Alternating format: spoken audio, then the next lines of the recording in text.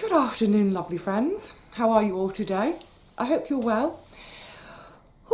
Look, this is just going to be a bit of a quickie today, and probably it's going to be a little bit of a series of quickies, if you see what I mean. So I haven't got back to the garden yet. It's just not happening. Never mind, it'll happen. Where are we today? I think it's about the 18th of March. Still loads of time, and hopefully in the next couple of days there'll be some nice weather and I can get down there. Otherwise at home, just plodding on, doing my normal things. But in the last few days, the last 10 days, obviously I'm about to talk about the you-know-what. It struck me, I don't know, about 10 days or so ago that it's quite possible that in a few weeks down the line, the NHS, so over here in the UK, I'm sure you've all heard of it by now, our National Health Service, it was quite possible that they may start to think about either recalling or asking for volunteers from recently retired nurses and other healthcare workers. So about a week or so ago, I started checking in with the RCN, which is our Royal College of Nursing. But as yet, there's no plan to get any of us back to work. Not to suggest that I would go and work on the front line dealing with COVID-19 patients, A, because I'm not an intensive care nurse, and B, because I'm immune suppressed myself, but just to get in there somewhere else to free up those really highly skilled nurses to move over into the ICU, HDU type wards. Anyway, there's no plan for it yet. But I thought, and I really want to help, I can't help myself. So I thought, actually, what I could do is I could share some of my experience with you, so that if you're facing certain things over the coming weeks, I can almost be a nurse through the screen to you.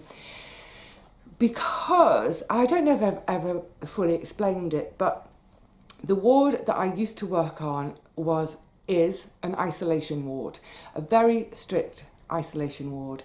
So 10 beds, each bed within its own room, each room connected to the ward by a sort of a vestibule, so that when you go into the vestibule, there's an air exchange. You go into the room, deal with your patient, come out of the room, in the vestibule, and in the vestibule, that's where we wash, put on all our PPE, etc., etc. Working with kids who have pretty much zero immunity, because it's stripped out by chemo in order to give them their bone marrow transplant, or working with kids who have infectious diseases. So you can imagine our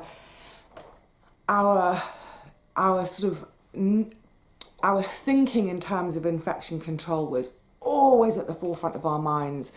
Our hygiene, our consideration of, are we cross-contaminating things? Are we simply contaminating something we've just cleaned and therefore we need to clean it again? Was always paramount. So I thought, why not share some of that experience and knowledge with you, so that if you're in a situation at home where you're having to isolate, I can give you some hints and tips. So, first of all, yes, I know I'm touching my throat again. I can't help it. Clean hands, and I've cleaned my face. So, let's just start off by saying, let's look at a couple of the different phrases that are going around at the moment. Excuse me, quick gulp. So we're hearing about social distancing and isolating, self-isolating, family isolating, whatever. So with social distancing, that's for when we're out and about, outside of our own homes. It's the idea that we don't want to get too close to anybody, because the incubation period for this virus, it's still not completely known. It's thought to be anything up to 11 days, but it seems from the latest evidence that on average it's about 5 days. So when we're out and about, we could be coming into contact with someone who's asymptomatic, And when we hear the word asymptomatic, the A means absence. So asymptomatic means absence of symptoms. So we may be out and about, we may come into contact with people who have the virus but aren't showing their symptoms yet. So all we mean by social distancing is we're just trying to to stay away from each other as much as possible while still getting on with the things we need to do, such as going to work, going to the shops, what have you. And the government recommended distance is 2 meters. So, for example, I've just got back from the post office. People were being very orderly about queuing in the post office and keeping their distance. Great. Of course, I've come home, I've had a good old scrub. Now, I'm going to talk about isolation now. There's a difference between isolation and being asked to be at home because of either lockdown or working from home. I'm going to touch on all of that in a separate video, just to talk about how to stay sane. Well, my version of sanity. So let's deal with the nitty-gritty. Someone in your family is sick, and they're not sick enough to need to be in hospital, but they're sick, so they're at home. What can you do about it? So I'm going to make the assumption. No, I won't make any assumptions. I was going to say let's go on a 2-person family, because I know that most of my viewers are in the demographic of being over 50, don't have kids at home. But let's start out. Let's say we've got a husband and wife, a couple. I'm sorry, I've just gone with a straight sex couple. I don't know why, but there we go. We've got a husband and wife at home. The wife is ill. So we need to be really, really strict about isolating that person. Isolation means get them separate. So if you have a 2-bedroom house or flat, what else of a dwelling could you have? Yes, house or flat. Never mind. The ill person needs to be given a room of their own that they stay in. That's their room. We don't come and go.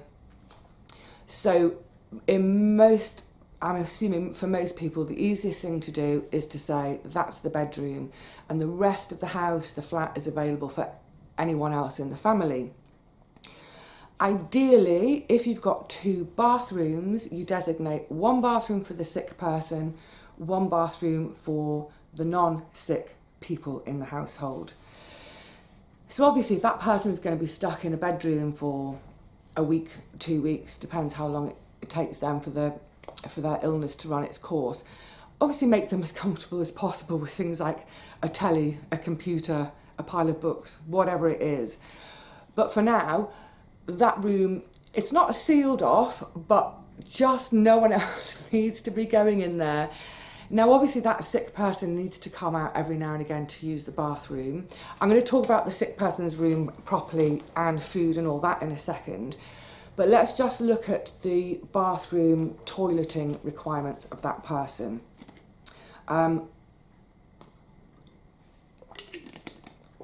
If there's a separate bathroom, brilliant. And obviously, separate bathroom linens.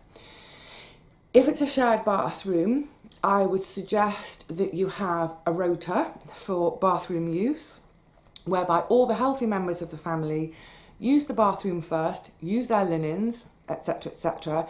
Keep cleaning equipment in the bathroom. So once all of the healthy members of the family have used the bathroom, then the poorly member of the family can go in to use the bathroom last. And after they've used it, ideally it should be that person who does the clean afterwards. Keep some bin bags, whatever you use for your refuse, in there. So any of the disposable cleaning stuff can go into the bin bag, be tied up, and then someone else from the household, the healthy person with gloves on, can dispose of that bag. That's only if you're all sharing a bathroom. Likewise, if you are sharing a bathroom, the poorly person's linens, again, keep some bin bags, whatever, that sort of thing, in the bathroom. once they've had their wash, clean, lavatory, whatever it is, get them to put their used linen into the bin bag so that that bin bag can be taken to your laundry area. So for example, if you do your laundry in the kitchen, as most of us in the UK, we seem to have our washing machines in our kitchens, it can be taken there, it contained within the bin bag, so you're not flapping it everywhere and touching surfaces. Get it straight into the washing machine, get it washed. Likewise for the bed linens in your sick person's bedroom, get your sick person to put their linens into a bin bag, pop them outside of the bedroom door, then the healthy person in the household, with your gloves on, or not necessarily with your gloves on, but washing thoroughly afterwards, take the bin bag from the bedroom door, take it straight to the wishing machine. Let's maybe think of it as a wishing machine. I wish you better soon. Take that to the washing machine, bung it in, get it washed. Now things like food, for example, ideally, like I said, ideally we want that sick person to stay in the room. So someone else in the household cook for them, pop the food on a tray outside the bedroom door, let your patient know that the food's out there for them. Step back, they can pick up their tray, go back in the room, have their meal, eat, food, whatever. When they're done, they can pop the tray back outside, knock on the door, whatever, shout. That tray by the healthy person can then be taken back to the kitchen, immediately washed, cleaned.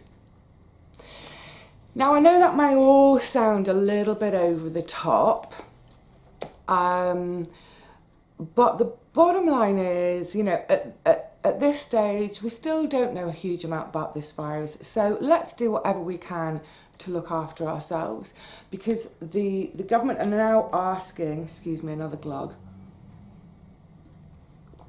The government are now asking that if a member of our family becomes ill, that we should all stay at home, we should all self-isolate, because the chances are, because of the proximity of a family, that if one person's become ill, then it's quite likely to have been passed on to everyone else. So it's a very sensible piece of advice to say we all need to stay home. However, if that one person is ill, and let's say the partner and 2 or 3 kids aren't, the last thing we want to do is end up with the whole family being ill. So, like I say, I know that sounds a bit over the top, but to me that makes sense to stop the rest of the family from basically getting poorly too. And you know, if that member of the family is in the bedroom and the rest of the family is somewhere else in the house, it's that thing, it's back to that old thing of good old social media and computers. You can Skype them, you can have your chats. And I think, you know, especially just if the rest of the family is sitting down to a meal, maybe put the computer on so that the sick person, while they're having their meal, you can still sort of have your meal together as a family, if that makes sense. So anyway, there we go. Like I say, it was just a quickie to say, that's my little tips on isolating someone at home who's poorly. Keep up with your social distancing, keep up with your hand washing, keep being sensible, keep finding the joy in each day if you possibly can. For now, it's over and out from me. I will see you again soon. Oh, and hopefully I'll see you again in the garden before too long. Hopefully. Take care of yourselves, everyone. Virtual kisses, virtual hugs. Bye for now.